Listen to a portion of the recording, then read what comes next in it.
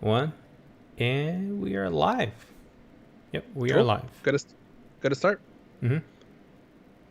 Welcome to episode 136. This episode of TOC, we talk about Tom Holland swings into a new set, Netflix gives and takes, and Anton talks about the joy of fatherhood.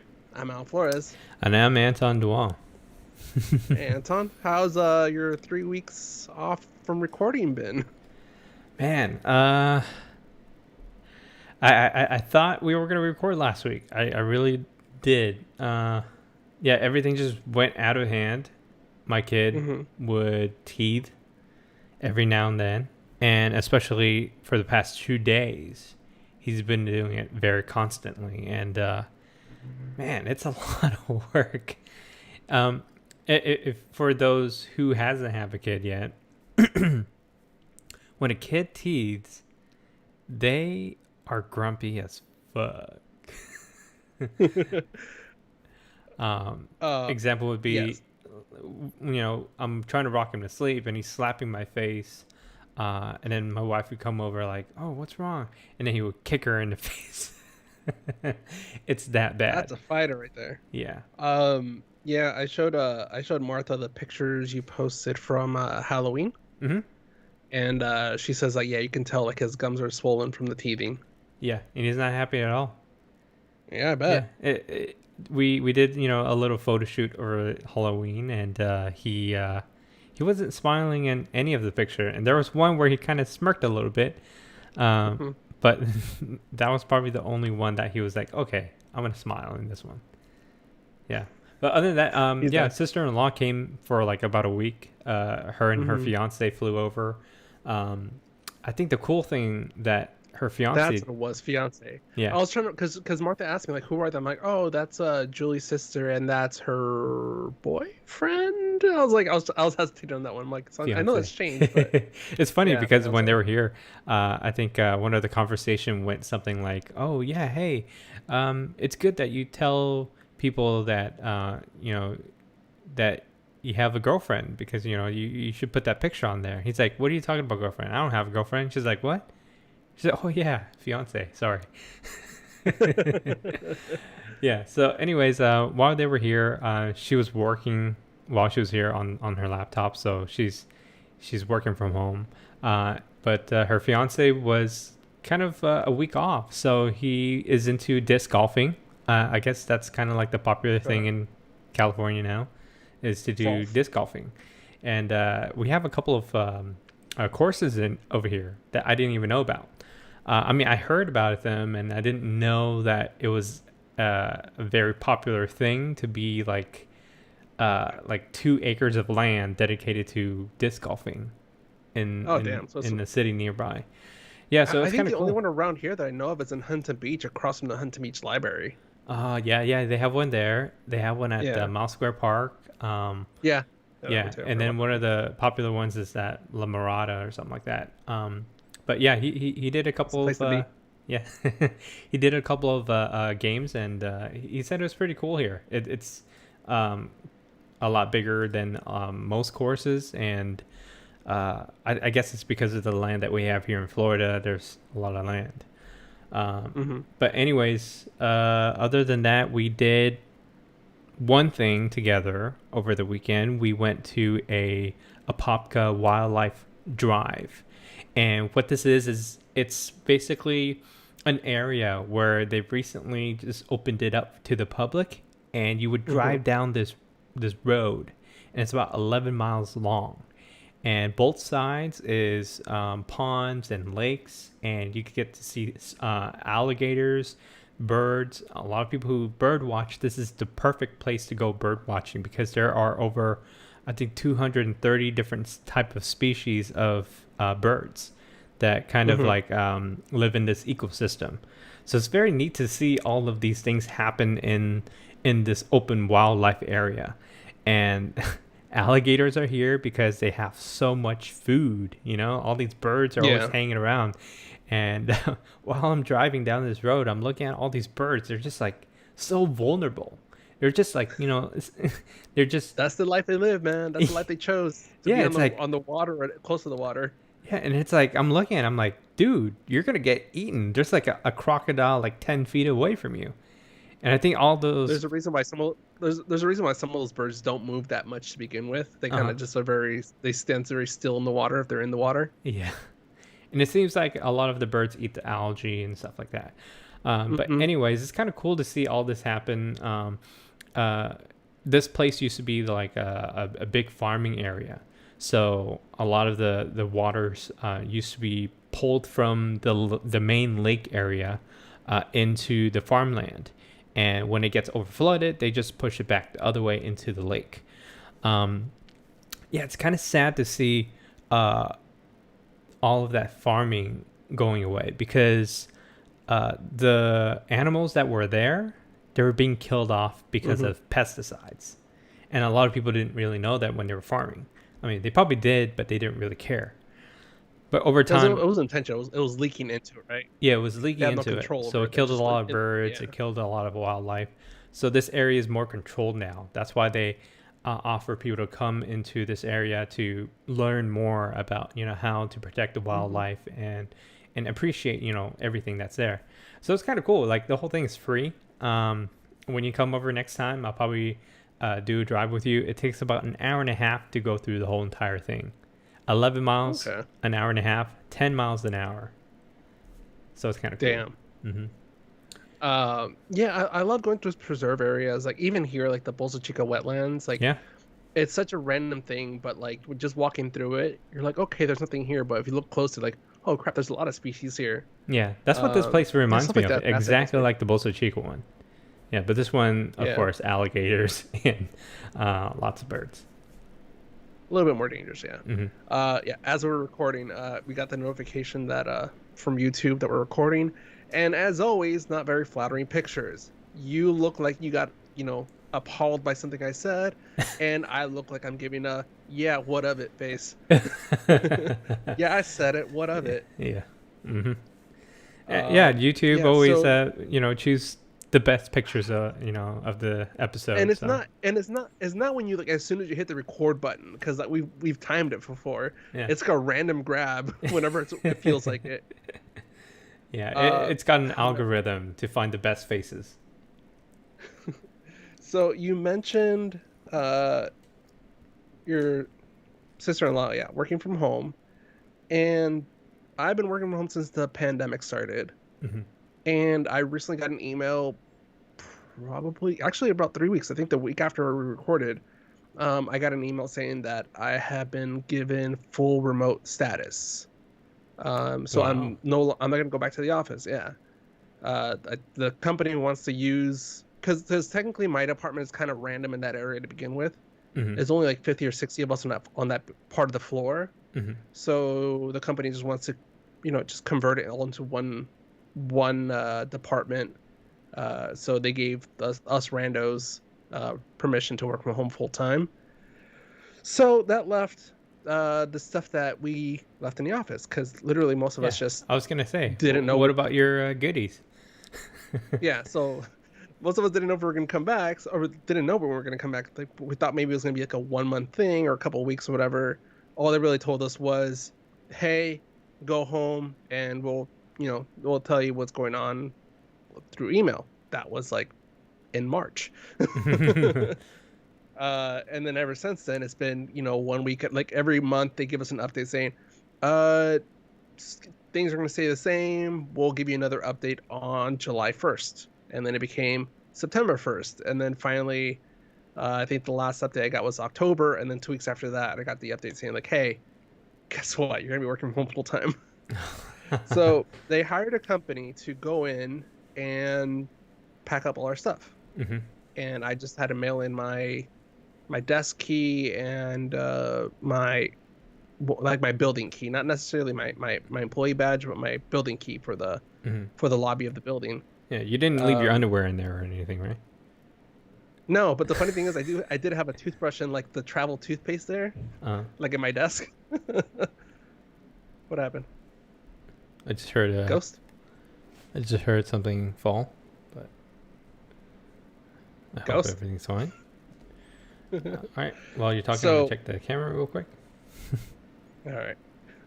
So yeah, they sent us. They hired a company to pack up our stuff, and I was like, I wonder how they're good a job they're gonna do packing. Like, if they're really gonna send us everything.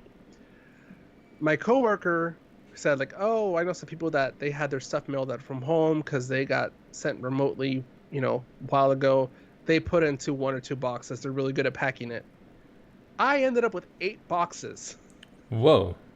Damn. Yeah, What the heck? I was like, I just texted you some pictures right now to Yeah, I'm show you looking at how it it right was now. like set up. Holy smokes.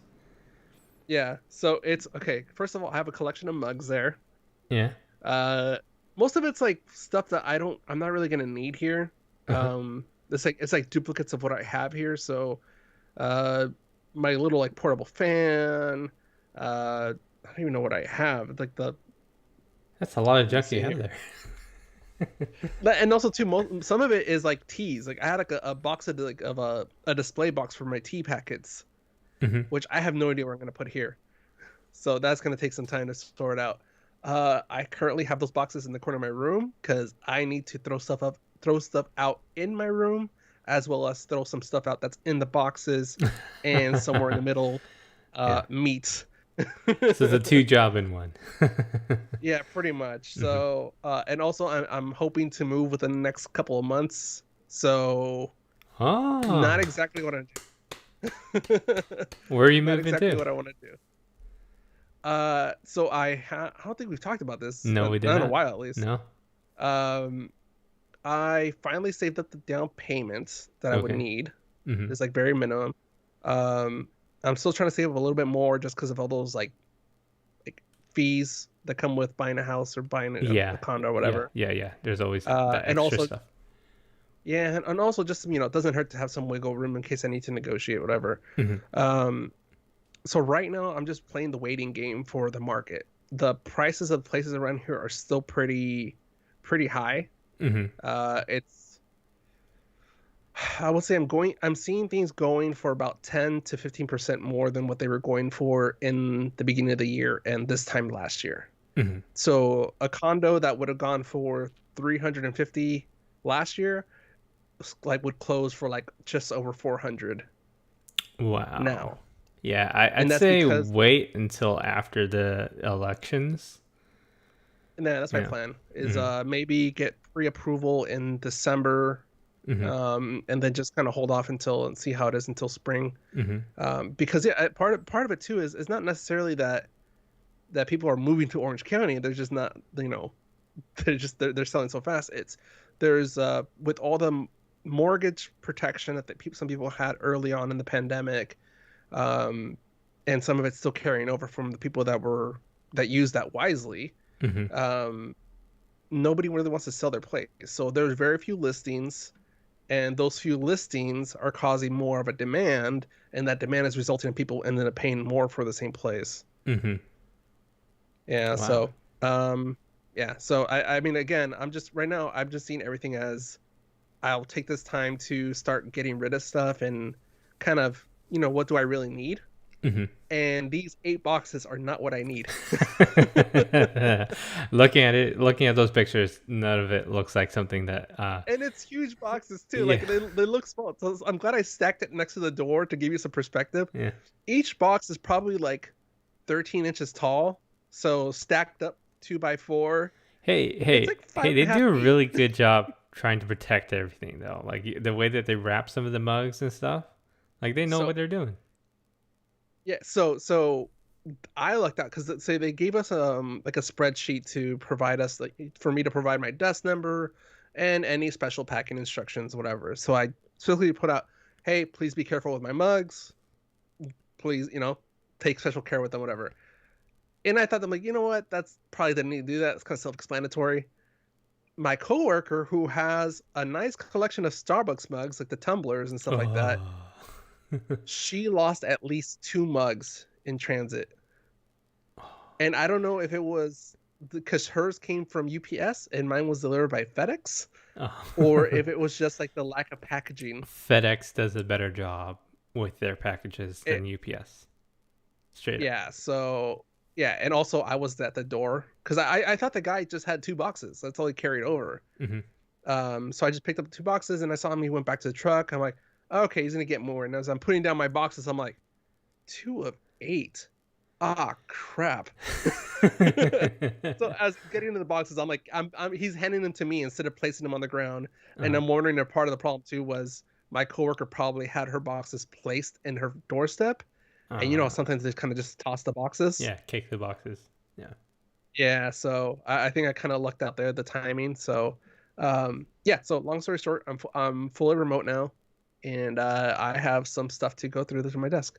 Most of Mhm. it's snacks that I'm going to end up tossing because probably not good anymore. Mhm. Um, I think like my teas are good. I mentioned this before. My coffee is gone. Like there's no way that coffee's still good at this point. Yeah. Um, so yeah. So right now it's just about going through the boxes and sorting stuff out. So it's kind of cool now. You can actually work anywhere that has internet connection, right?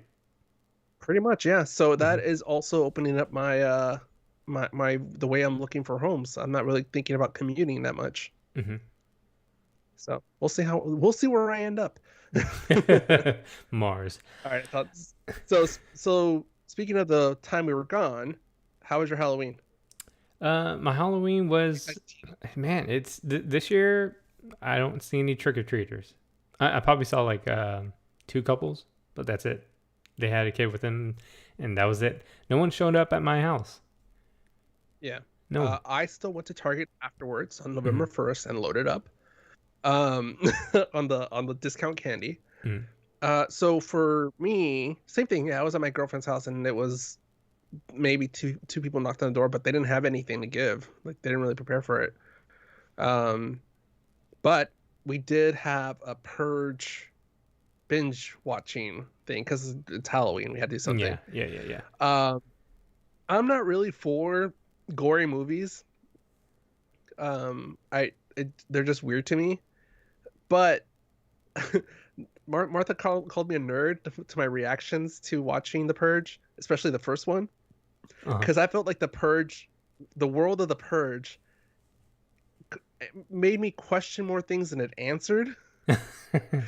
So as like even at like the first 10 minutes of the movie, they're talking like they're just like talking about like day-to-day life, and I'm kind of like, how does insurance work in the world of The Purge? Like, is there a separate plan if like because you know like California, you have to get like a separate earthquake plan that's Yeah, not yeah, covered like yeah, yeah, your home insurance. It's separate type of insurance.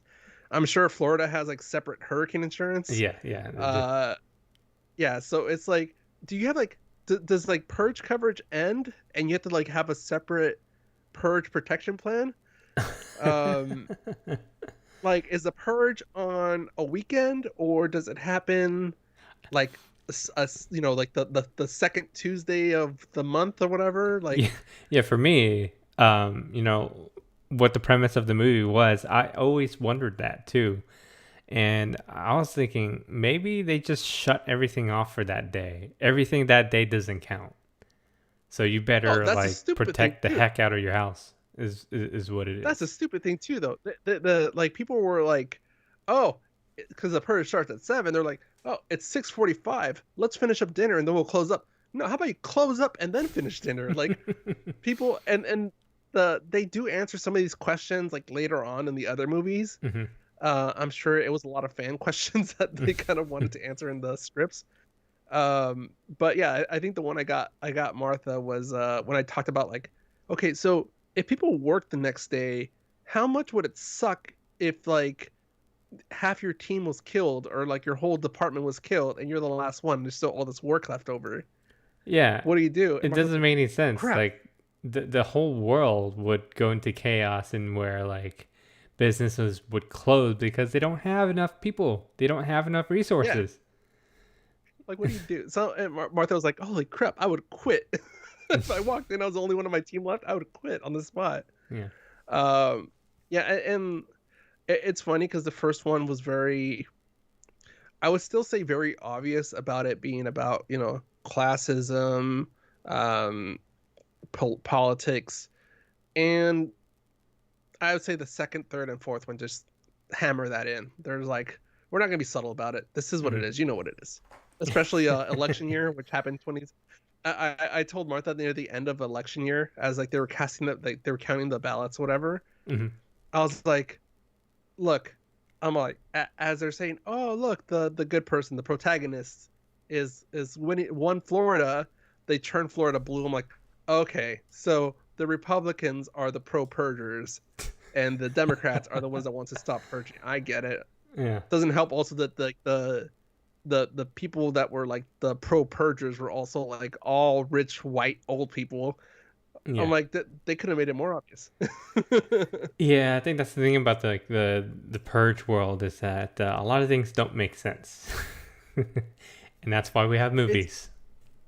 it's a lot of questions, and you know what? To be fair, I think that's gonna motivate me to watch the Purge series Hmm. to see if they answer some more questions. But yeah, that was me. That was me being a total nerd watching the Purge. People are getting slaughtered, and I'm just like, so what do you do like the next day? The bodies are just laying on the street. Is there like a next day pickup like Christmas trees? Probably. Like at December 26th through the 31st, they do like the Christmas tree pickup. Is there like a purge after purge Cleaners. cleanup week where Yeah. you just drag the bodies to the curb and they just heave them in? I don't know. So weird. So yeah. So speaking of voting, Anton, tomorrow, well, by the time this episode comes out, election would have already come and gone. But for us recording today, the election is tomorrow. Hmm. Have you voted yet? Yes, I have, and I did the mail home ballot or mail in ballot. Ballot. Much easier. Didn't have to line up. I don't understand why a lot of people didn't sign up for it. It's, well, probably because they want it to be more secure by voting in person. Yeah. But I do like that you can track your ballot. Did you do the same? I did. I haven't followed up. I just saw when the county, I forgot what their title is. Um, when pretty much when the county received it, but I didn't see if it was actually like if the status went further than that.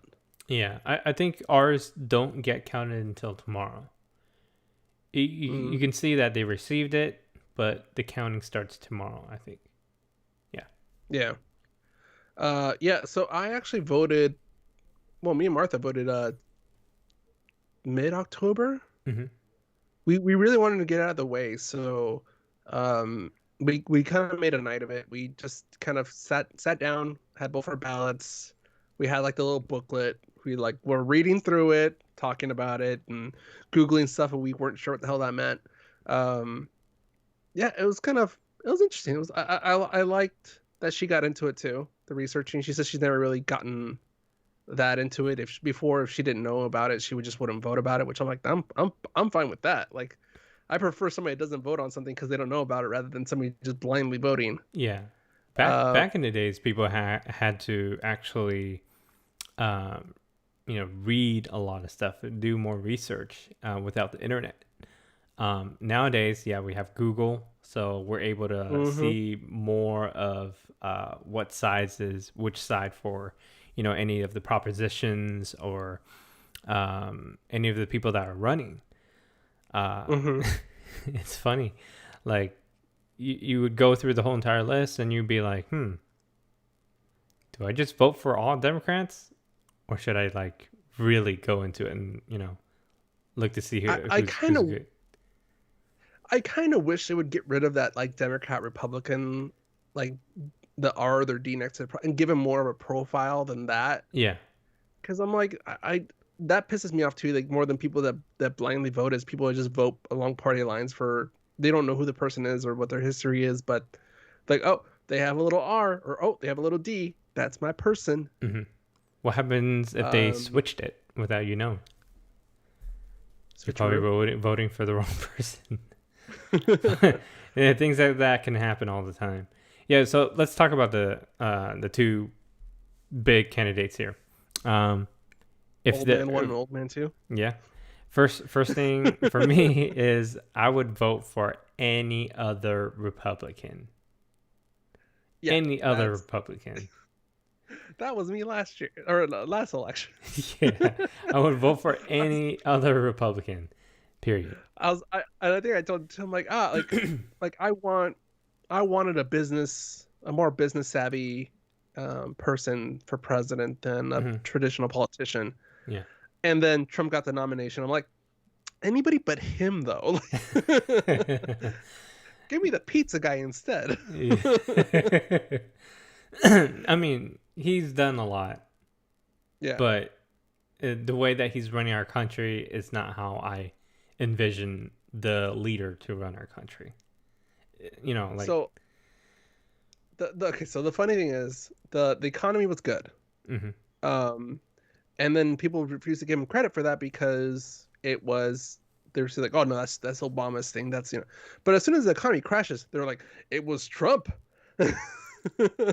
Which it was, but it's just funny how like when there's credit to be given, they're like, nope, not his credit. And then when there's blame, they're like, yep, he's to blame.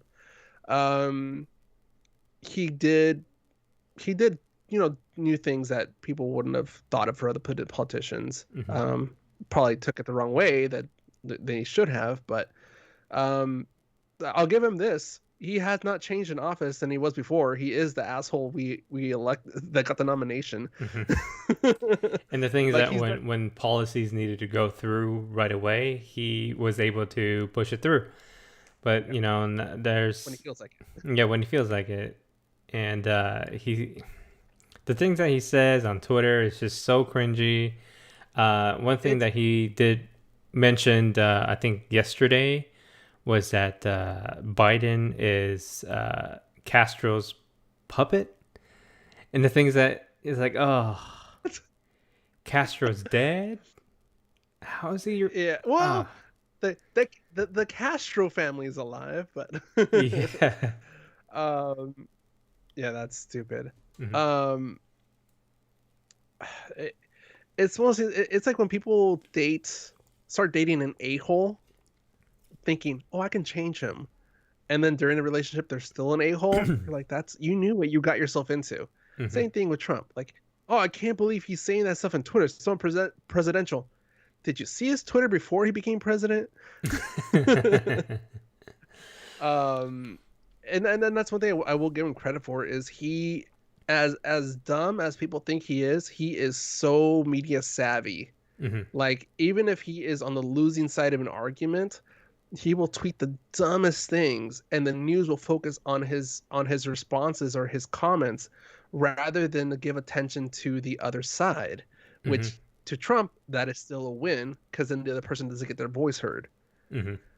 uh yeah, I don't know. Okay, so enough about Trump. Let's talk about Biden. Biden. Yeah. Certain times I like the guy. He's the guy that it seems like everybody's old grandpa. Someone that Both of these guys are memes. Yeah, Both of these guys are memes in their own right. yeah, yeah. So I mean, looking at the cabinets, okay, just the people that would help whichever administration. I like the Mhm. administration of the candidates that people are talking about that are going to be in his Mhm. cabinet. And I like a lot of the people that are listed. Um, One person that comes to mind would always be Andrew Yang. Like, he's my type of guy that I Yep. would rather Your have Yang as Yang. president. The Yang Gang. Yeah. That's me. So I'm happy for that. Let's talk about Camille Harris as vice president. She's a California person. Have you heard her do anything in California that benefited you as a person? No, and that's the thing though. It's she talks a lot about representation, about supporting minorities, about supporting women. Um, but I mean, I have not seen anything like she's done directly. Mm-hmm. Um, and that could just be my poor research, but like that's and and this goes across all party lines. Like, it's the Democrats talk about supporting minorities, supporting this, supporting that, stand by women, but there's no substance to it, Mm-hmm. and that's what kind of what throws me off. See, And it's just weird seeing.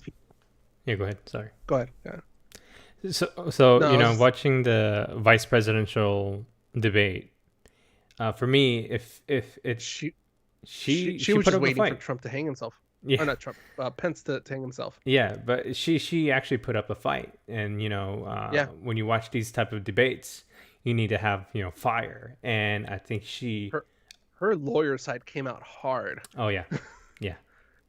Excuse me, Yeah, Mr. Vice President, I'm speaking. yeah.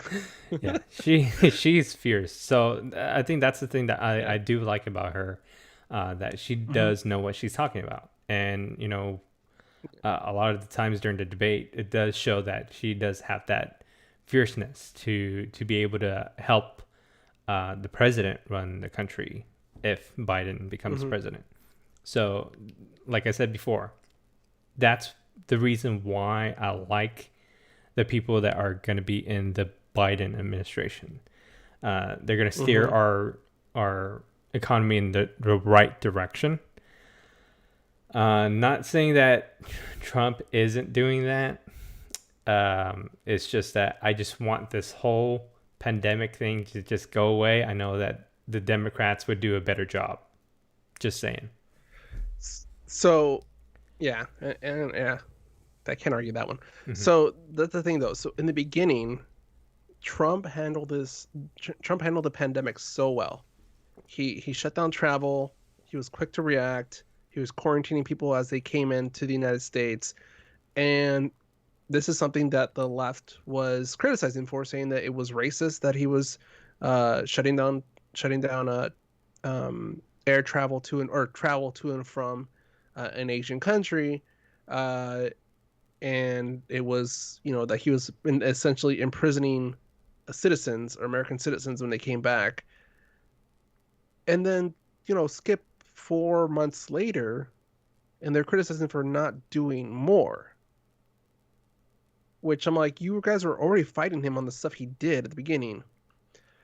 Then all Trump's ego came through, and instead of continuing the right path, his ego took over, and he argued more about he started arguing with medical physicians. He started arguing with Fauci, who was like the person he was toting the beginning of this pandemic so hard. Um, and after that, I'm like, you know what? This he cares more about his ego than he does about taking care of people at this point. Um, but yeah, like those first couple of weeks, like that was very. It was a lighter version of what we saw after 9/11. About you saw all these companies coming together, all these groups coming together to, you know, Walmart giving up their parking lots for testing, these other companies switching their manufacturing for respirators or ventilators, all of these pharmaceutical companies, pumping out in production not just for testing and trying to find a vaccine, but other medical devices and medicines that could help with the symptoms and helping with patients in the hospitals. It's and then yeah, he handed over the reins to Pence instead of continuing being the leader, and everything went terribly, terribly wrong, and it's been going wrong ever since. Yeah, and I think the only reason why is because for me, I think it got out of hand for him, and he didn't want to take the blame. Yep, Um, Seriously, I do all think that, politicians. yeah, even though a lot of people did say that he was quick to action, I still think that he was a little setback. He said it was fake. He said it's never going to come to the U.S. But the thing is that I felt like when he Oh, he was did, talking out of his ass so much. yeah, when he did say that, he shut down, the U.S. for like 2 weeks. For those two uh, weeks, certain states did a good job. Uh, mm-hmm. Mainly, New York did a very good job. Yep. They had the biggest spike out of everyone at the very beginning, besides Mm-hmm. Washington State. Uh, but they knew what they had to do. And the thing is that the stupid thing that I think Trump didn't do correctly was when he called for a state of emergency for those 2 weeks, he needed to implement it into all the states under Yep. control of, Across the board. yeah, across the Mm-hmm. board, under control of But the government. But the thing But was, you can't forget though people's reactions at the time though. Everybody was freaking scared of martial law. Even the Nancy Pelosi was saying that she would not allow Trump to implement martial law. Even at the state level, they wouldn't. There people were fearing it. There was a time where people saw the National Guard trucks at Avon's in Huntington Beach, and people were taking pictures of it saying, crap, the state is getting ready to implement martial law, blah blah blah. This is probably like the first month of the pandemic that the shutdown happened. So okay, like regardless of what way we went on this one, yeah, I agree though. We should have gone harder on the stop. yeah, I because think the if thing we is shut that, down. for example, like he brought it down to the government of each state to figure out if what they want to do with the whole lockdown. And I think that's the thing that totally messed everything up. Great Yeah. example would be New York. The governor stuck to his word by shutting everything down, not letting anyone go anywhere. And it worked. Hmm. How come other states didn't do that? I mean, So Florida, the okay, numbers so kept here. rising. Oh, and the governor was in such denial. Jesus Yeah, he Christ, is that was. so stupid. And the thing is that he's under Trump's man, we're getting so Doesn't political this episode. Holy crap. but also doesn't Florida have an open like the world's biggest like strip club or whatever that's open right now? Yeah. Yeah. I don't know if it's in South Florida or whatever, but it's like an old Costco that got converted into a strip club and it's open. Yeah. So, that's the thing about Florida is it's a Trump state. So anything that Yeah, gets done here is because of Trump. yeah. And during the pandemic, the first 2 weeks while everything was being shut down, what is he doing? He's playing golf at one of his golf places here in Florida. And he didn't shut Ugh, down the golf courses because he wanted to play golf. So, I mean, where's the social distancing in that? You know? yeah. Uh, well, okay, so again, I agree though. If because I was telling my girlfriend like, if everything shut down for say 2 weeks minimum, but 3 weeks solid, like everything, like nobody can leave, everybody can like had to stay in place. The National Guard was, keeping people supplied, giving, Yeah, stuff the like thing is that, that, so nobody had we to leave their had home. that funding from the government, giving that Hmm. what is that term called? The something package. Stimulus package. Yeah, stimulus package. People were Uh, funded for those 2 weeks. And the thing is that if you're yeah, hungry, there's food banks that were willing to give out food, whoever needs food. So a lot of people right. were like, oh, we're going to go hungry. Oh, we're not going to get paid. Yes, the government gave So money for those 2 weeks. It could have stayed home. Uh, it, no, it but just should have been so handled here's what I'm better. saying.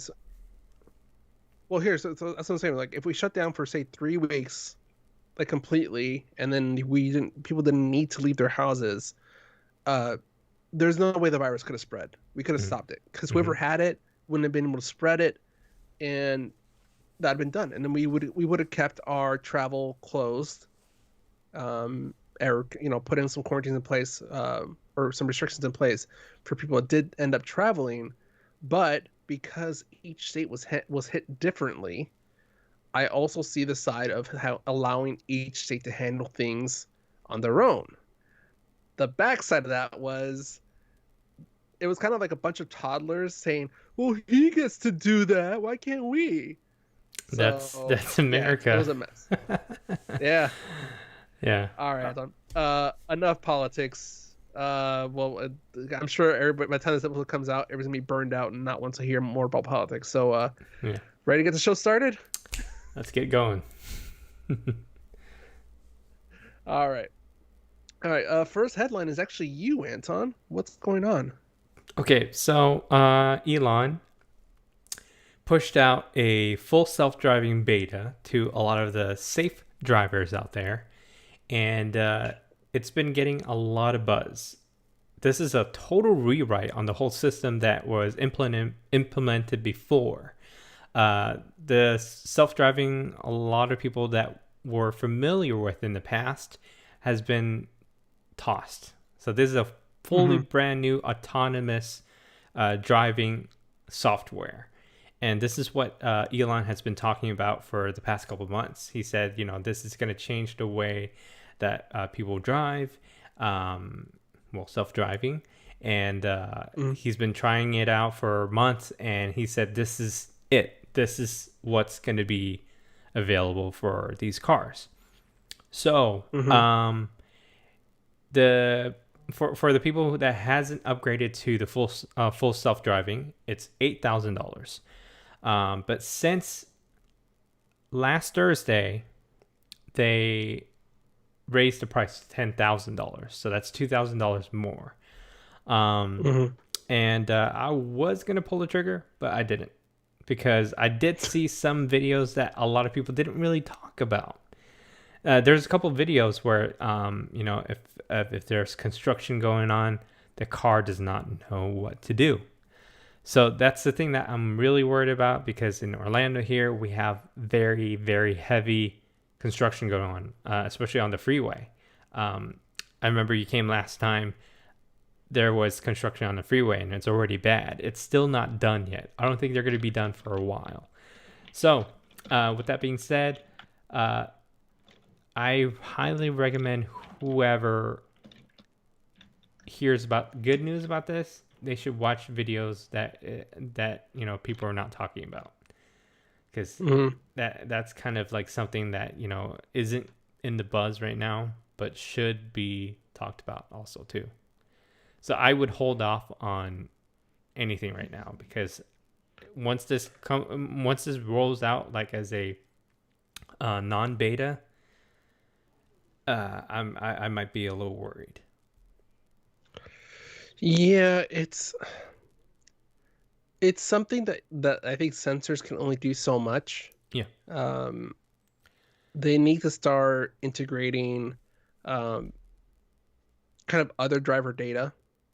So not necessarily Tesla, but if you start seeing kind of like Google Maps or any map app where they start seeing certain traffic trends, but more granular to you start seeing only certain lanes being used. So that indicates some lanes being closed or something on the highway that the car needs to be aware of, or drive at a slower speed around that area. I'm for the future of self-driving cars, but this transition period it's creepy. Yeah. It's a little scary. Can you imagine like if there's like a spaghetti junction where like let's say there's like a crazy 10 lane thing that you have to like merge through, like this lane goes to here, this lane goes to here, this lane goes on the ramp, like all in one area. Spaghetti junction is what they call it in Atlanta. If that is, how does it manage that? How is it really gonna calculate and go in the right direction? That's something that I'm really curious about seeing, because I don't know if that would work or not, because it gets confusing. Let's say like you go in the middle of the lane, right? And when you go cross in the cross section, there's no line sometimes. So how does the car know that it's going in the right direction? I think even in the beta did. I think the beta said that it works when lines and weather are clear or something like that.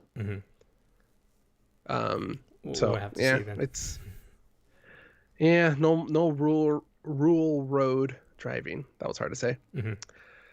All right, Anton. Let's move on to some Tom Holland news. Okay. Actually, hold on. Before we go to Tom Holland, I'm getting messages from my friends in our group chat. They're kind of freaking out because apparently stockpiling is happening again, both because of the election and because of COVID cases going back up. So we're back to spring. Stupid people. All right. So Tom Holland news. Tom Holland posted a video a little over a week ago, of him arriving in Atlanta right on the runway for the jet, saying they're about to start shooting Spider-Man 3. No, no, no. You got to do what he did. Oh, we just landed in Atlanta, and we're shooting Spider-Man. That's what he Mhm. did. Yeah. Yeah. Which makes sense because the week before that he posted a first shot or first look Yeah. First of look. his yeah, of him as Nathan in the Uncharted movie coming out soon, and then they announced that Uncharted has finished filming. So it makes sense that they finished filming and now he's available for Spider-Man 3. Hmm. This guy gets no breaks. Yeah, he looks good in the movie. He looks like Nathan Drake, so kind of Yeah, excited. yeah. Now then, everybody's like, "Holy crap! They nailed the look." Let's see here. Yeah, we have no idea what the story is yet, huh? It's just like a origin story. I think it's probably going to be the first of the series, so I think they're going to Yeah. go in So order. okay. All right. Next, well, technically some Disney news here. Buena Vista Street. For those that know, that is the main street in Disney's California Adventure here in Anaheim. Uh, they are going to be opening that street up and making it part of downtown Disney to allow more shopping and apparently more food places to eat at if you're visiting downtown Disney. Which I'm trying to think, what restaurants are in Buena Vista Street? I'm trying. Like I know there's more shopping, like well, to reference your son, Elias and Company. But like I'm trying. So unless it's Buena Vista Street, like all the way down to like where Carthay the Circle. winery, yeah, like Hmm. a little further down where the winery is. Um, I don't know, but that actually starts this month. So I'm So where do assuming if you things go enter? well with this, Where do you enter? Where does through the entrance of the park start? You know? through downtown. I'm saying through down. You cut through like the normal downtown Disney entrance, and then yeah, I think they probably just got rid of the turnstiles or something. Just kind of made That's it so one big weird. opening. I'd like to see that. I'll probably look up the. I Yeah, go ahead. yeah, I would look up videos because I would go, but Yeah. yeah, I'm still too paranoid. Hmm. But I'm assuming if this goes well, Hmm. I'm anticipating Main Street being open for more shopping and eating places. Hmm. Um, just because I'm like the Christmas at Disney is one of the major decoration switches alongside the Halloween at Disney. So if they're putting money to decorating, and that's something people go to Disney to see, it's like the lights and stuff like that.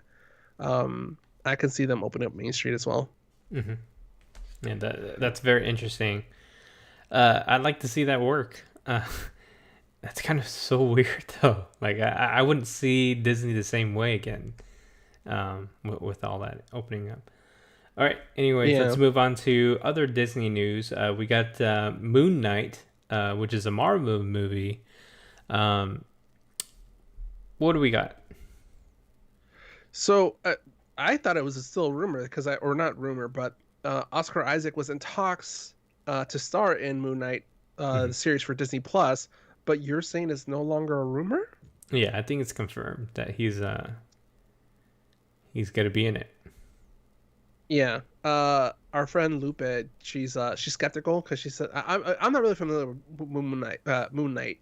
Uh, this is kind of the B side of the MC of the Marvel diss track that I'm not familiar with. Hmm.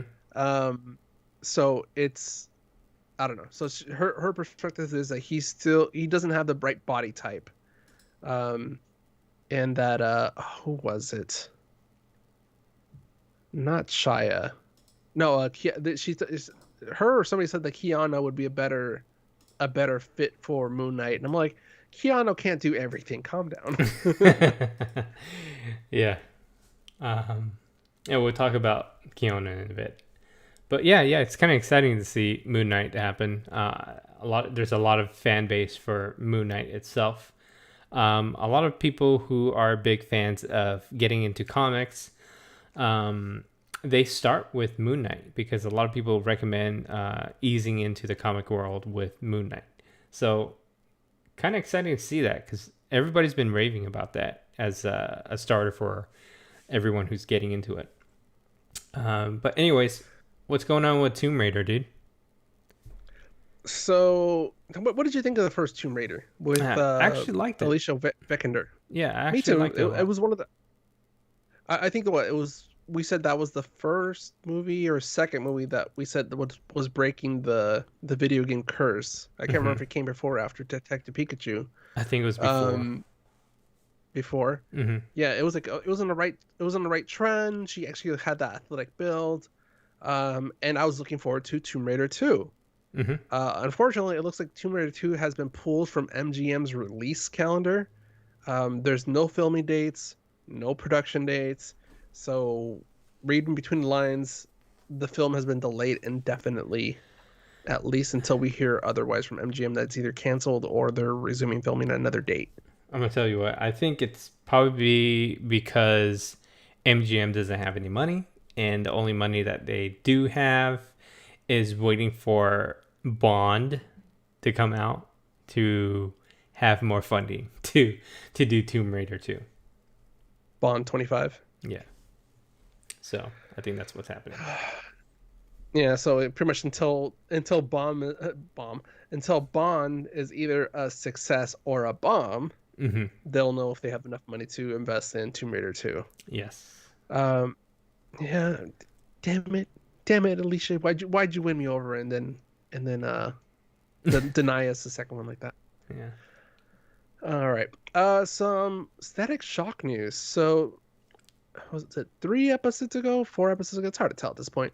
Hmm. We talked about Static Shock being announced as another DC movie, and to keep those gears moving, it was WB announced, or whoever owns WB at this point, announced that they have attached a producer to it. And oh, sorry, I actually closed out the news article I was reading. Uh, Guess who they attached as a producer for Static Shock? Who? Michael B. Jordan. Oh, nice. Is it? I don't know what stuff he's produced. I don't know, but I like him as an actor. Um, uh, is he going to be in the movie too? He probably is. He's Nothing. producing it. I'm sure he'll try to put himself into it somehow. Yeah. Maybe he'll try to make himself a future Static. It'll be a time traveling one. And he'll be a future Static. Yeah. I don't know, but yeah. DC just announced that I believe October 20th. So it's good news showing that it's moving along, but I'm not exactly sure what that means for the franchise. Mm-hmm. So more news here, or more speculation, I say. Doctor Strange 2. There's been some casting for Doctor Strange 2 announced. Damn it. I know this name, but only as a nickname. So forgive me if I say the full name wrong. Xochitl Gomez has joined Benedict Cumberbatch for Doctor Strange 2. People are, even though they haven't announced what role she'll be playing, people are speculating that she is going to be what's her name? America Chavez from the MCU. Mm-hmm. So they're thinking like that they're planting the seed for an America Chavez, either origin story or solo movie or some introducing the character into the MCU. Yeah. I think the previous director for Doctor Strange, he was signed onto the second one, and then I guess he stepped out. Was it in the script thing? I guess so. He didn't feel he could do it justice or something like that? Yeah, I guess so. Which, I mean... I like the way that he directed the first one. The first one was great. Oh my god, the trailer scared me for the first one because I had no idea like if I could handle it. I mean, the movie itself was good. Yeah. But the trailer's like, Oh my god, I'm gonna get so dizzy watching this movie. It's so trippy. Yeah. Hmm. I mean, great visual effects. I don't know how directors or like visual effects people give any direction when there's so much movement in multiple dimensions going on there. I think the director just goes, hmm. All right, for you guys who are doing CG, just make it look so trippy where like people will go like, whoa. And they're like, okay, we got it. Okay, Yeah. can you make that look more glass-like, more shattery? More shattery, sir? More shattery. Like it can cut you just by watching. Yeah, Yeah. it's crazy. All right, so enough of Doctor Strange 2. We do know that Doctor Strange will be in Spider-Man 3, which is kind of very, very interesting to see. We don't know what he would do in the whole Spider-Man 3, but I would like to see. Did we Yes? did we talk about the Sinister? Oh no, we didn't. No, we okay. So here's the thing that Okay. happened. All right, all right. So we talked about it, right? Yes. And then I think like the following week, I saw an article by either Slash Film or by IGN or something. They mentioned uh, a Sinister Six like a connection or theory, and I was like, isn't this old news? And I'm like, oh, no, they're freaking. We said it first. That was our prediction. Hmm. Yeah, because I mean, there's Morbius, and some other movies coming out There's too. Morbius, Shocker. Yeah. There's already a Vulture. There's Mysterio. There's the core there. Scorpion is there. The core group is there to do something. Hmm. Um, there's rumors about Tobey Maguire and Andrew Garfield in talks. Although, oh, that's another thing too. Sony said that they are not confirming those rumors, and I'm like, well, they're not confirming them. Would They're it not be cool? denying Like them. I told you last episode, right? Wouldn't it be cool if they gave Tom Holland to the Marvel Studios and then they can continue with the other Spider-Mans that they have? They can continue Yeah. with Tobey Maguire if they wanted to Yes. in its own universe, and also, Mark Webb can come back to direct the Andrew Garfield ones. So that'd be kind of cool. We get a bunch of Spider-Man movies. Also, a director that has the name Webb directing a Spider-Man movie. That's just you can't make that stuff up. Yeah. All right, Anton, what's going on in the world of video games here? Okay, so Cyberpunk is supposed to be coming out this month, in November. But last Mm-hmm. week we got news saying that it is delayed again. Uh, and this is probably like the fifth time delaying this game. And it's crazy. With the span in just like 4 months, they delayed it 3 times. Um, but this time they said, please wait. It's totally worth it. This is probably going to blow your mind. So just be patient. So we're looking at, I think, towards the December holidays. And yeah, a lot Is of it? people. I thought they didn't put a date to it yet. December. Should be Okay. December. Yeah, so there's like some memes going around. Well, not memes, but just making fun of the game company because they tweeted out on the official Cyberpunk Twitter page saying no more delays. This is the date right here, and it's like a beginning of October or no, like September, and then mid October they could put another one. Do you think anybody would notice if we delete this tweet? Yeah, so let me get the actual date here. But they said in the meantime, there's a lot of like really cool stories to watch. Yeah, so they said 21 days can make any difference in such a massive and complex game, but they really do.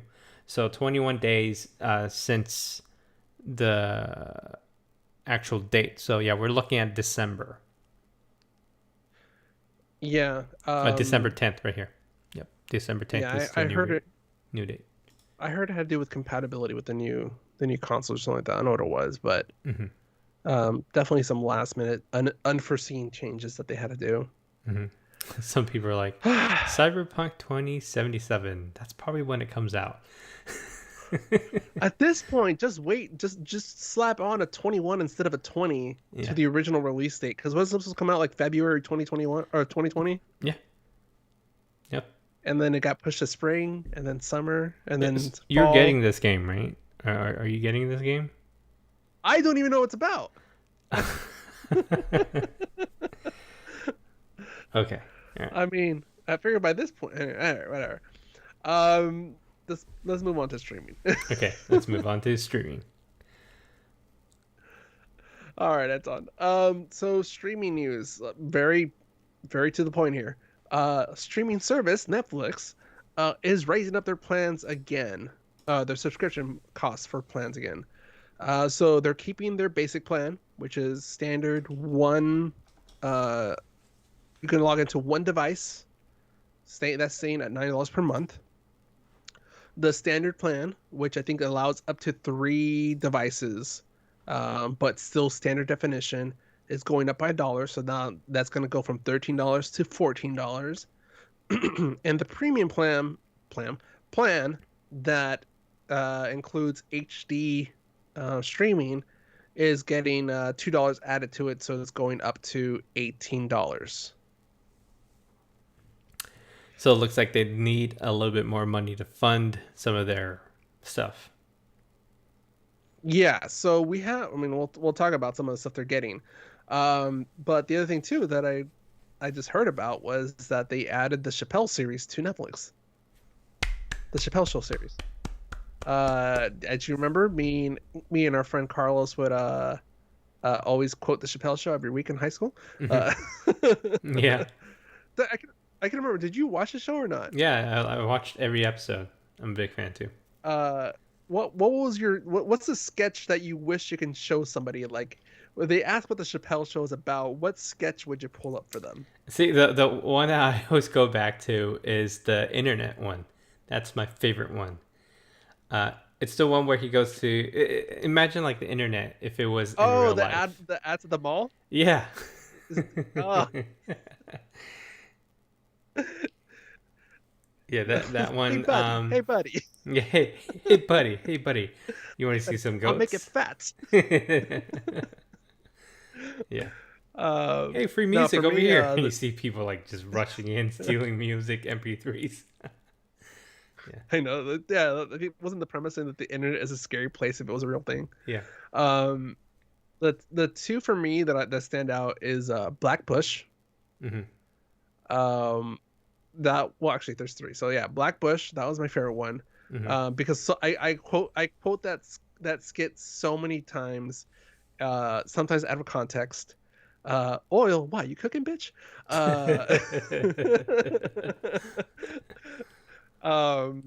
The other one is the Prince, that what's his name, I know what you're talking about. Eddie Murphy's brother. Yeah. I have it on Charlie the tip Murphy. of Charlie. Yes. Sorry. Yeah, we talked about meeting Prince. Mm-hmm. And the skins versus blouses. And then the third one that I love is the black white supremacist. Yeah. So I have another one that's my favorite too. Is well, it's spelled differently, so it's okay for me to say it. The niggers. Oh, The family, the white family. The white family, and everybody didn't know how to say it. Yeah. So I like that one because it's so so bad, but it's so funny, and it's okay because it's on TV. It met what's it called, standards and for what it was. Pretty much like the FCC regulations kind of stuff. Yeah. So that's one thing that Netflix is probably gonna say that costs us a pretty penny, because I can't think of a streaming service outside of Comedy Central that would have had it or has had it. Mm-hmm. Yeah, I don't Um, think I've seen so the anything next, that has a lot of the. Oh, Hulu has South Park, but I think that yeah, was pretty much it, huh? Yeah, I think that's a contractual thing. yeah. And the other thing that Netflix is probably gonna ask for more money besides the second season of The Witcher is that they just announced that they're working on an Assassin's Creed series. Dude, I am Um, so excited for Assassin's Creed. I so am a big Assassin's fan. Yeah. Assassin's Creed is one of those games that I tried. I actually have some of the ones on my Xbox because of they had like the deals with gold. They gave free copies Hmm. for some of the iterations. It's one of the games that I can't get into just to make. I think I need somebody to walk me through the mechanics of the game, but the premise I love. The Yeah, fact that the there is an order of storyline is assassins. so freaking rich. Like, Yes. So like it's for those that don't know, and Anton, correct me if I get this wrong. It's an order of assassins that throughout history have uh made key assassinations to direct the course of human history, yes. right? Hmm.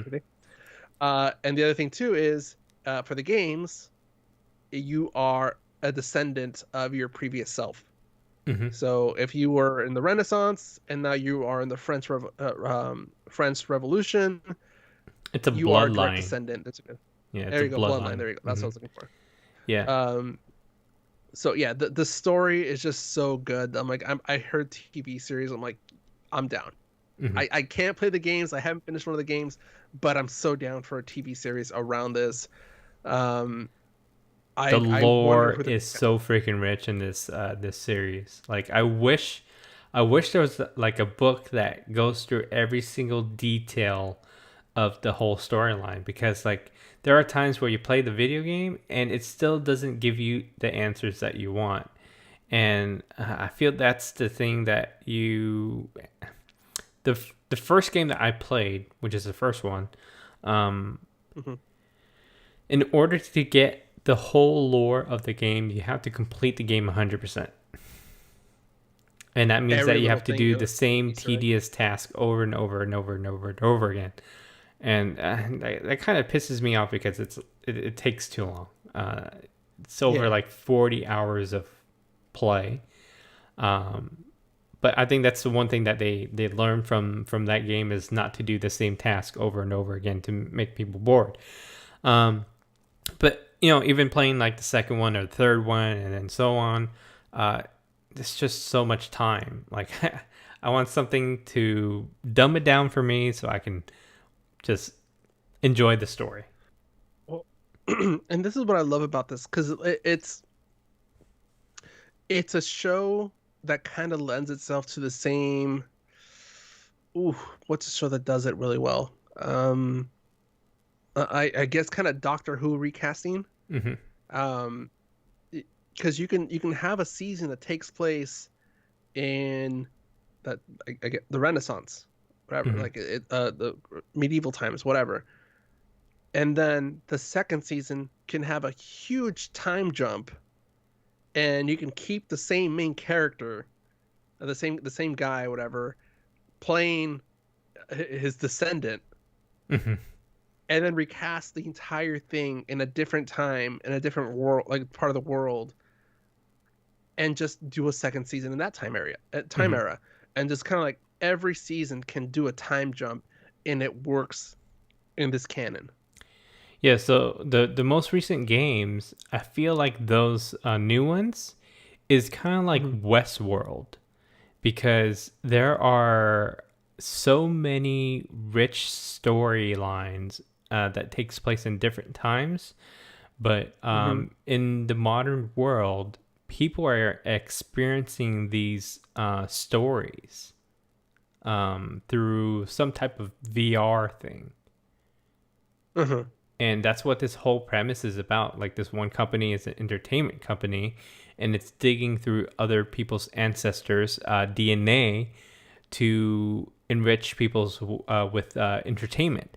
But there's this big thing that's happening in the background, which is secrets of Mm-hmm.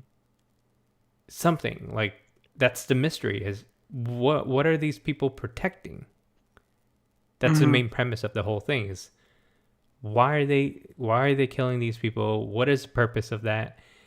And yeah, while all that's going on, there's the other stuff that's going on, which is like, oh, cool technology stuff. Oh, futuristic entertainment. Oh, that's Yeah. really cool lore. But the main thing is, what's the mystery?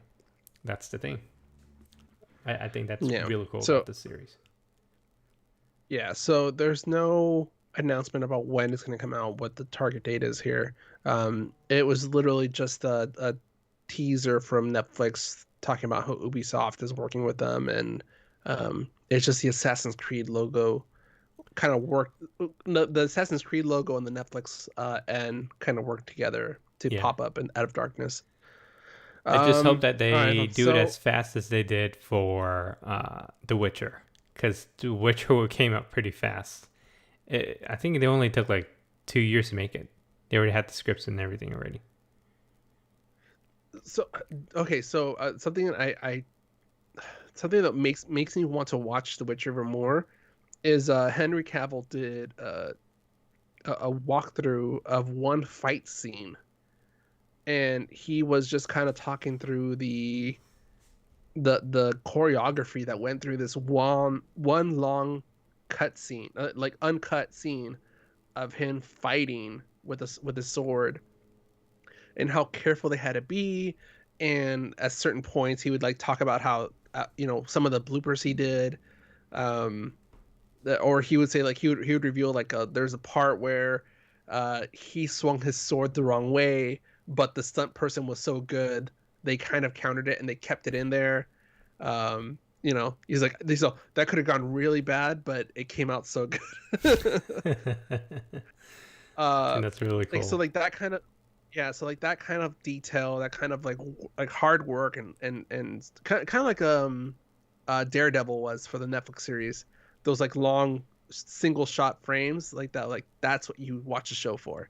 Hmm. So that kind of fight choreography, that kind of detail and coordination that goes into it, I'm like, Hmm. that's why I want to see this. Yeah, it's funny because the guy that plays the Bard, he said that Henry Cavill is a very lazy actor. There are a lot of times where there's a lot of stuff in the script that he just skips all the dialogue and just go "Murr," or just swings his sword or does something instead. He's like, I'm done. you know what? Instead of saying stuff, I think it's action speaks more than words. So yeah. Uh, so I don't think I mentioned this. So as I'm reading through the first Witcher book, Hmm. I've been inconsistent because of my sleep patterns been kind of off. Um, there was one story. The first one is I'll take a step back. The first book is a collection of different adventures he's had. Like each chapter is it's its own adventure, standalone story for him. Yeah. There was one that was flat out Beauty and the Beast. Like enchanted mansion, guy turned into a beast. Uh his house or his mansion did everything for him. It's the the person that like there was a poor farmer that sold his daughter to him. So I'm like, Disney should really sue. Like there's like very like few things like even and it's funny because like the voice that I kind of had in my head as I was reading the dialogue from the Beast um Okay, was so Beauty and Beast the way takes to place describe. in France, right? The French culture. Right, yeah. So I'm kind of curious if no, No, I because think this is The like Witcher is Norway or something, German, right? right? It's like German or Norway, somewhere around there. Yeah. So maybe it stems off from the same folklore. Hmm. Um, but yeah, I thought that was funny though. I'm like, this is even the way they described his growl. They said it was a combination of like of a stag and a pig squealing when he roared or whatever. He had the paws of a lion, but the body of a bear. So stuff like that. I'm like, Beast. All right. Anyways, that's on. Let's get Poland. into the fun. Poland. Poland. Mm. He's Polish. Let's get into the fun thing that one of the other things we decided to hold off recording an extra couple days. The Mandalorian season 2 episode 1. Uh, Spoiler warning. Should we say? Oh yeah, there's a lot of spoilers in this for sure. Okay, yeah, it's like I was trying to think about like there's no way we can talk about this. So I'm going to spoil. All right, so if you want to avoid spoilers, skip ahead. Where do we at right now?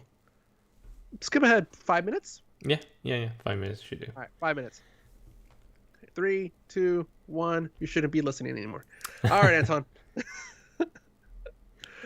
Where do you want to start off with this one? Great episode to start with. Holy crap, this is what I wanted as a start for the series. I thought this episode is very fun to watch. A lot of stuff happening in one episode. We got to see a new character. We also got to see a planet that we're familiar with, which is Tatooine. I was expecting to see someone familiar, like someone really familiar, but we didn't get to see that until the very end. But we'll talk about that in a bit. But I'm really happy that we got some new actors in here that I really appreciate. I'm a big fan of Timothy Oliphant. He's from a lot of other series. I always known him as the guy that's in The Girl Next Door, the douchey guy. Oh no! For me, the first time I saw him, or like the role I recognize him more is he did a one episode role on The League, Oh where yeah. he played a sushi bro. He was he was a sushi chef that was from Omaha, Mhm. and he studied sushi in Japan. He studied sushi making in Japan. He's at Omaha, Yeah. Omaha, Nebraska. Oh, Yeah, that's what I said, bro. That's exactly what I said. Omaha. yeah, but it's kind of cool to see him in this. Yeah, kind of exciting to see that. So, yeah, what do you Yeah, think? so they no, I love this episode. I think that they did a great job kicking us off with a big 50 minute episode, 50 plus minute episode. Hmm. You can really tell they put more money into the show Yeah. because I feel that it took the first season a little bit longer to give us a big battle or like something that to this scale. Um, Baby Yoda, adorable as always. Uh, you can tell Baby Yoda's gotten really used to being in the line of danger thanks Hmm. to Mando. Hmm. Um, okay, so I'll go right into the Boba Fett stuff. So I got kind of scared when they first introduced Cobb Vanth and they showed him in the Boba Fett armor because I'm like, that better not be Boba Fett because the armor does not fit him at all. There's no No, way that's him. he's such a Um, skinny guy. it Covenant. it looks like a Halloween costume. Hmm. It does. And I think for the first time since Attack of the Clones, we got to see the Boba Fett rocket launcher. Hmm. Yeah, it's a great story. So the story of the okay, so I'll get right into the meat of it. The giant what's it called, the crate dragon. Hmm. Great dragon. When they first introduced it, I thought it was going to be sand sharks. Yeah. Just the way the spikes were kind of like protruding from the surface, I thought it was gonna be like sand sharks. And turns out that we've seen the crate dragon before. Return In of the A New Jedi. Hope. Huh? Was it Return of the Jedi? Return of the Jedi, It because was one of they were feeding stuff to that thing, and I think that's no, you're where. thinking Go ahead. Sorry. no. You're thinking of oh my god. Blanking on it if you didn't say it. So you know that's a different monster. No, we saw this in A New Hope. It was when C-3PO and R2-D2 first arrive on the planet where to find Luke, or where they find Luke. And there is a giant skeleton in the sand, Mm, and it is supposed to be one of the crate dragons. mm. Um, freaking A. Sarlacc pit. That's what you're thinking about. That's the Hmm. monster you're thinking, Sarlacc. Hmm. Oh yeah, because Um, that was during like a slave layout and stuff with yeah. Jabba the Hutt. Yeah. Hmm. Yeah, no, the Sarlacc is a different beast altogether. I don't think that one moves. I think it stands still. Hmm. So several. Okay, so as much as I liked the fight scene, uh, I found so many plot holes here. First of all, I'm confused. I'm confused that they tried to give the Sand People more dimension that we've seen than we've seen in the prequels or in the original trilogy. Uh, I mean, really, all we knew about them was that um, they were a-holes for kidnapping Luke or for like bopping, trying to kidnap R2D2. Hmm. Um, and then he has to be rescued by Obi-Wan. Yeah.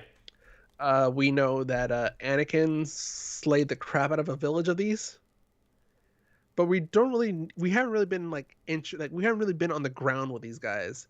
Um, so it was nice to see them more as like a type of people, a group, a community. Um, that being said, their look is still a bit weird to me. Like, do they have gun barrels for goggles? Yeah. Like, it's I don't know. It's such a weird look for me. And also even after they introduce them as they humanize them, so to speak. There's still no value to their life. A lot of Hmm. sand people died this episode Yeah. compared to very little villagers. That's true. But it seems like they are more willing to expend themselves as a race. Are they? Yeah, because you saw the first guy that died. It's like, oh, he died instead of the animal died, and then the second time it's another guy that's trying to sacrifice himself. Like it's yeah. Yeah, we're watching this, and I'm telling Martha, he's not gonna make it, is he? She goes, he's not gonna make it. So I think they're also kind of foreshadowing. Um, there's gonna be something bad's gonna happen to this town though because of Hmm. the deal they made. They said like they're gonna honor that they're not gonna fire any blasters at the people in this town until one of the people in this town fires at them first. Hmm. Uh, so I think something's gonna go south there, Hmm. especially if we're gonna see Cobb Vanth again anytime this season. Yeah. Um, so yeah, their plan was to gather a group of people from both the town and from the Sand People, go to the Crate Dragon's lair Hmm. and blow it up. Here's the other part I had. So the plan was to lure it out using bantha, which those things are amazing. They're like giant yaks or something. Hmm. Um, and then once it's out, harpoon it with something that's no way they can have any effect on it, and apparently drag it out far enough so they can detonate some explosives on under its belly, Hmm. right? Weak spot. Hmm. Yeah, the weak spot. Um, I thought that was stupid because, like I said, the harpoons do nothing. That really, I think they just pissed it off. It would be like you and me trying to stop a train by harpooning the train as it's going full speed, and then us going, "Oh crap, we gotta grab these ropes! Quick, Anton, grab the ropes!" You have to understand, it's a common thing in Star Wars to harpoon things. You'll find out when you go to Star Wars Galaxy's Edge and then go on one of the rides, you'll understand it a lot more. It's a common thing. They do it in Harpooning, Star Wars all the time. just harpoon. When in doubt, harpoon. Yeah, yeah, yeah. Um, I don't understand why the plan was never feed it the bantha that had all the explosives, since they were already going to use a bantha as bait anyways. Uh Um, huh. I feel like they could have saved a lot of lives by just trying that first. Hmm. Well, if they did I don't that, know. you wouldn't have anything to watch. I know, but Yeah. uh, uh, and going back to the budget of this show, Also, you got to see both of them using their jetpacks. Mm-hmm. It was a little Power Rangery, but still good. Yeah, still good.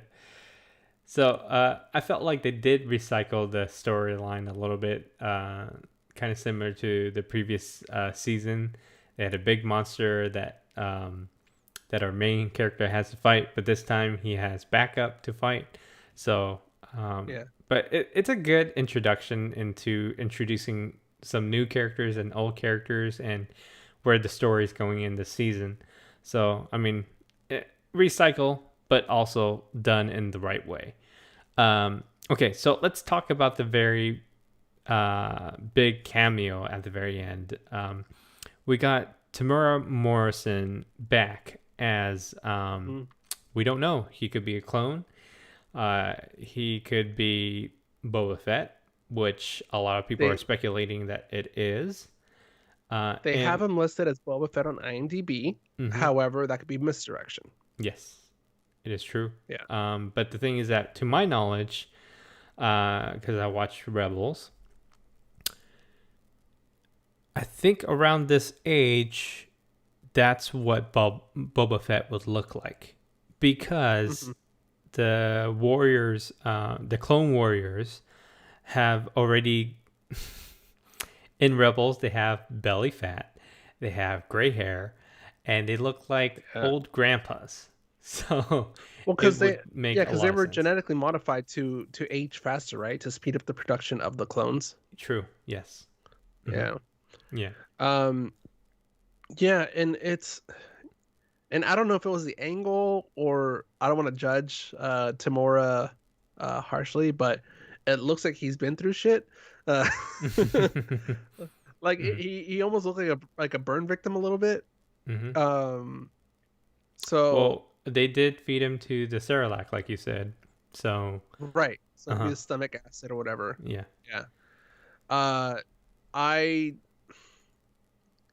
I don't know. I learned not to trust the Star Wars universe. Yeah, not to trust happen. Disney in general when it comes to what you think you're being spoon fed. Yeah. Did you watch? Are you up to date with the cartoon series or anything?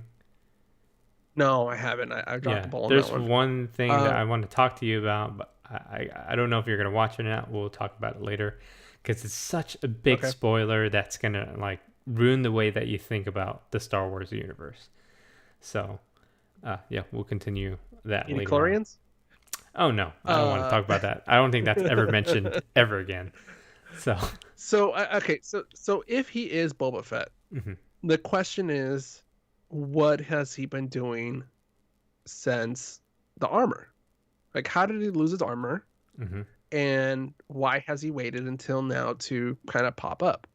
There's only, what we learned is there's only three settlements or three cities on Tatooine. Two that we've constantly seen. It's one is Luke's hometown or home area, whatever, home settlement, and the other is the where we see the cantina bar. It's like the town. And then the third one that this takes place in is Uncharted. Kind of it's too small to really be registered.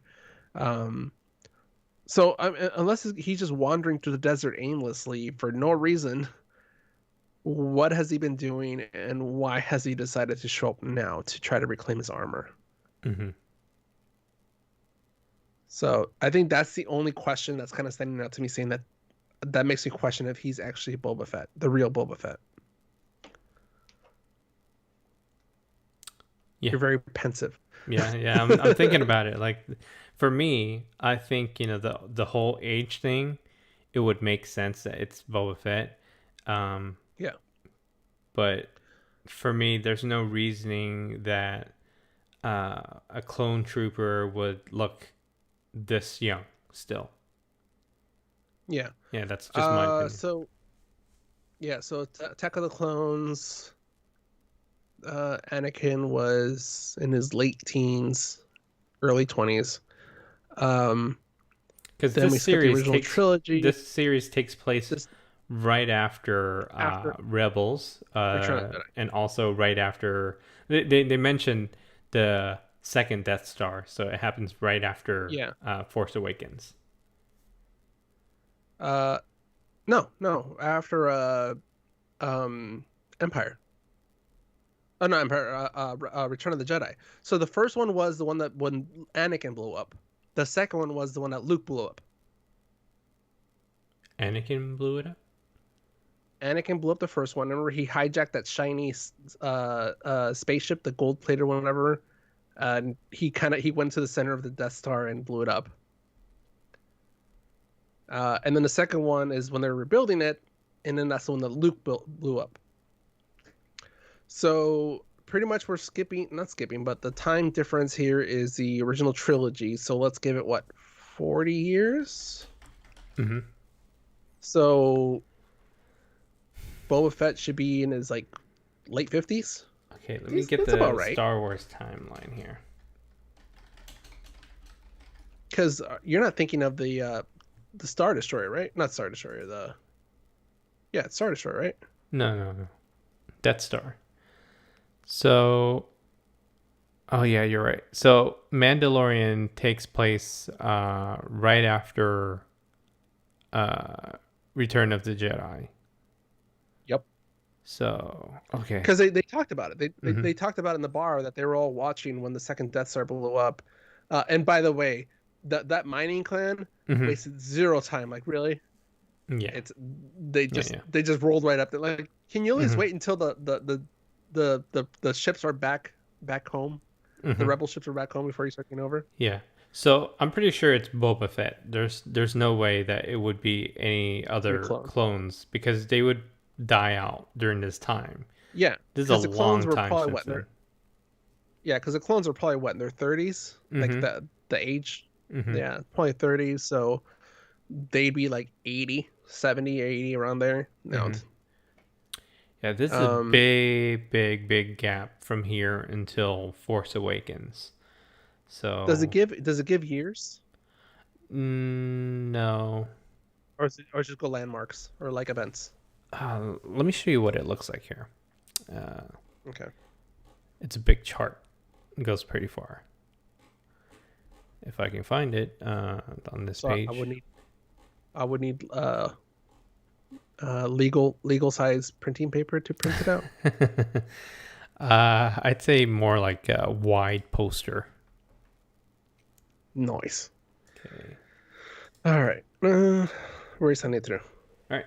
There we go. It's in the general chat. Okay. So yeah, it doesn't give years. Age of Resistance. We could see that is a huge time difference between Mandalorian and Force Awakens. Yeah, I'm excited to see what happens in between because Ahsoka's story is still in there. We got what's his name? Because that is from Webbles. Because that is a time frame that we lose. Pretty much, we're missing Luke's middle age and part of his elderly age, where like nothing happens and the First Order takes over. Yeah, I like how there's a place for Galaxy's Edge. Yeah, there's lots of more stories here. Hopefully, the Mandalorian gives us more of an idea what's coming in that area. All right, Anton. Ready going to movies? Yeah, let's go to movies and call it a day. All right. Jesus, we are at a minute 34. Hour 34. All right. So this week I got to see Borat, subsequent movie film. I think the title was supposed to be longer, but I guess Amazon shortened it. Yeah, I don't know if you've seen it yet. Have you seen it? I'm not a big Borat fan. I'm not even Borat, but like not a lot of people are fans. Yeah. No, it's too cringy for me. Yeah, so I think that's one of the reasons why a lot of people didn't watch it. And Julie's sister-in-law's fiance feels the same way as you. So, I mean, I don't blame you guys. It is a very cringy film. The first Yeah. one was really, really cringy. This one, I'm gonna have to tell you, it has a better premise, and the story Mm-hmm. actually makes sense. And there are times where you're like, "Wow, uh, I can't believe that this is actually like a decent storyline, even though it's over the top acting and comedy. Um, it's good. It's actually a really good film. Yeah. Yeah. This takes place during the pandemic, right? Like he filmed it in secret Yeah, he during the filmed it in past, what, year? secret, and coincidentally, the storyline of what this movie is about what's going on right now, politically, Mm. and also about the pandemic too. So it's kind of cool that he was able to implement two of these things together in the movie, and also make a storyline out of it. And just I don't know if this would encourage you to watch it or not, but the girl that plays his daughter in this movie, she is so Mm-hmm. good. Um, if she wasn't nominated for an Oscar, I wouldn't know what to say. Like she's that good. Mm-hmm. Yeah. Yeah, So. I've heard good things about the girl plays the daughter. Mainly started hearing about her because of the scene with Rudy Giuliani. Mhm. Uh, that's so disturbing. Yeah. Um, yeah, I don't know. I think for this, I'm good with just the highlights or like what people pull from the movie and talk about rather Mhm. than me watching it through. I am There impressed that was he a was lot able of to. moments where it's more storyline. I don't know if you watch any of Sacha Baron Cohen films, but the first Borat, I don't think there was any premise to it. The only premise that Mhm. they did have was, he's just trying to show how weird America is for racial.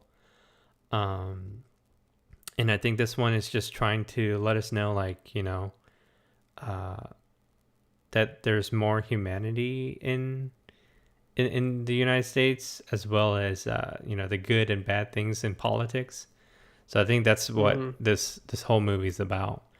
Um, I think, yeah, I for me, I feel like, yeah, this movie should be seen by people, because of the story, and also, um, I, yeah, like I watched it by myself, and I thought about it, like, because the first one I wouldn't recommend people to watch it if they didn't want to, but this one I felt like it was more heart into it, you know. And seeing the interviews after watching the movie, and how endearing Sasha was trying to tell a story. Mhm. Yeah, it's I it's weird. I don't know. It's very weird when I watch this film. It's different. Well, I think he saw the impact that the first Borat had, Hmm. um, both comedically and culturally, Hmm. and he knew during the time of filming that he can really tell a story that especially with the other projects he's done where he's gone undercover and disguise. Uh, he's gotten a lot of good reactions, a lot of good, I guess, quotes, videos from it. So for him to kind of really focus in on this Borat and try to, he knows he's able to do it. So it's just a matter of what does he want to get out of it. Uh, Everybody recognizes him now, so I think 75% of this movie was uh, his People daughter. reacting to him in the street. Yeah, yeah, reacting to his daughter, because the girl that plays his daughter, because Yeah, other times he would be under disguise. yeah. Under disguise. So it kind Well, of because I reminds mean, me of. okay, so Okay, go ahead. no, go ahead, go ahead. What were you saying? It kind of reminds me of Tropic Thunder. A dude playing another dude disguised as another dude. This guy's another dude. Yeah, that's what that's what this is. It's it's Sacha Baron Cohen disguised as Borat, playing another person who is a crunchy man. Something like that.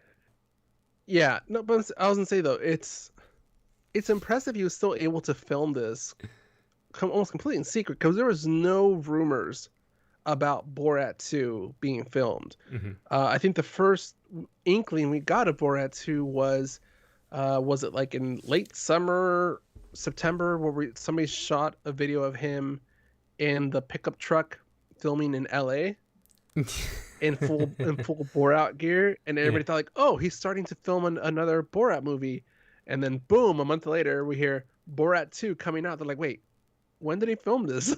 Yeah, that's true. It's funny. I saw that clip of the cops pulling him over, and it's basically him just in a pickup truck with a trailer in the back, and on top of the truck, like literally, like where he's driving, on top of the truck is his daughter strapped onto the top of the truck, and she's just sitting there, just playing with her fingers, while the cops were like looking at his ID and stuff. And then one of the cops is like, he steps away, and he's talking to his radio. He's like, guys, I think we have Borat here. Are we being filmed right now? Yeah, it's funny. Yeah, it's so weird though. Like, even though the cops are like interviewing him and stuff, there's nobody around. Yeah. There's no producers or anything like stopping what's going on. So I don't know if it's being filmed or that's just what he's trying to do. Is he is the producer, because Sasha is the producer of the movie. So yeah, he's a producer, director of it, the writer of it. And again, through the practice of his other projects, he has gotten really good at hiding cameras, at hiding, and getting good angles too. yeah. I think for the Giuliani one, it wasn't even a hidden camera. It was from what I read was, it was a camera hidden filming a reflection in a mirror. Yeah. So even it wasn't even a straight shot of like a hidden camera. No. It was they had to like really hide it. So even behind, because you know why, right? They had a like a guy who used to work for like some type of police, like a military police or something like that, and he did a full sweep of the whole entire suite to make sure that it's clean. And the funny thing is, Sacha Baron Cohen, well, he was in a closet inside of a box, and the guy didn't even catch it. And Sasha said that they had to like really make the box look believable, that it was part of the room. Yeah, so that's crazy, with all the stuff that they have to go through in order to make it work. And Sasha also said that when Rudy Giuliani was in the room, he was hiding in the box, but his phone was the only contact with the producers who are monitoring the cameras. And the funny thing was, his phone that he had with him in the box was at 2%.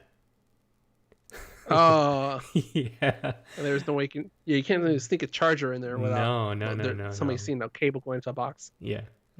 So That sucks. yeah, so I think that's All right, something that watching the interviews after, you kind of appreciate the steps that they had to get into in order to make this film. And I think that's the thing that makes me appreciate the movie a lot more, is because of the heart and the effort that they put into this movie. But yeah. Oh, don't get me wrong. Even though Borat isn't, or any of Shawshan's movies aren't for me, I still appreciate the work and the prep that goes into these movies. Like, or even his commitment to playing the role. He almost got beat up by Trump supporters. Like, he was in disguise. And he didn't break character. Yeah, he didn't break character, but then he ran into his producer's trailer where they were trying to open it, and they almost did. And there's a clip of him. This wasn't in the movie. This is just candid, where they're trying to get proof of what's happening. So yeah, they try to open the trailer, and then they're telling Sasha's telling his driver to like start driving, like we got to get going, because they started opening the door, and he had to like close it shut. Like, you could see him like struggling to keep the door like tight and locked. But man, it's crazy and scary to see stuff like that happen. Yeah. So anyways, Borat 2. I'd recommend watching it. I give it a score of, let's see here. I give it a 4. Okay, so B. Yeah, a B. I give it a 4. Nice. Mm-hmm. Nice. All right, Anton. So if people want to give us a 5 out of 5, how can they do that? They can do that by supporting us at the2oc.com, and they can buy stickers, t-shirts, hats, and if there was something that we talked about on the show or anything that's on their social media, there should be a link that takes them to Amazon and gives us a little kickback for anything that is purchased. Nice. And people can also follow us on social media at the 2OC on Twitter, Facebook, and Instagram. We always post the latest stories we see there, any funny memes, and there's a message, there's a call button for you to keep in contact with us. You can also send us an email to mail@the2oc.com to let us know your thoughts on what we talked about this episode or any news that you might have heard that you think we might be interested in. Yep. Today's podcast is brought to you by Audible. Get a free audiobook download and 30-day free trial at www.audibletrial.com/the2oc. There are over 180,000 titles to choose from, and you can use it on your iPhone, Android, Kindle, or MP3 player. This week, I recommend The Sandman. I'm starting to get into that one. There's a lot of people that are voicing this series. Let me get the list of actors that are in this. I was really surprised on. Is that Neil Gaiman's book? Yeah. It's Neil Gaiman's book. Okay. Sandman. So while you're yeah, got it. Okay, so why is it okay? So we got Riz Ahmed as Corinthian. We got Kat Dennings as Death. We got Taron Egerton as John Constantine. We got Neil Gaiman as the narrator. We got James McAvoy as Morpheus. Samantha Morton. I don't know if you know who she is, but she's in there. And then we also got Andy Serkis in here, and also Michael Sheen. So it's a pretty good cast. Mm-hmm. Yeah, very great ensemble there. Mm-hmm. So I mean, 2 books that we can recommend here too is the Witcher book that I'm reading, The Last Wish. That one is 10 hours, and it's the first of the saga. So if you aren't familiar with The Witcher, I think it's a good start. As I mentioned earlier, it's a collection of standalone adventures for The Witcher. So you really get a sample of the world he lives in and his powers and just what type of character he is. Mm-hmm. The other thing too, since Anton, you mentioned this, the first book of the Assassin's Creed series, Renaissance. If you want to start listening to that and get a taste of what the Assassin's Creed world is like. Cool. Yeah. Mm-hmm. All right, Anton, is that it? We good? Yep, that's it. Let's wrap it up. All right. For the 2OC, I'm Alan Flores. And I'm Anton Duong. See you guys.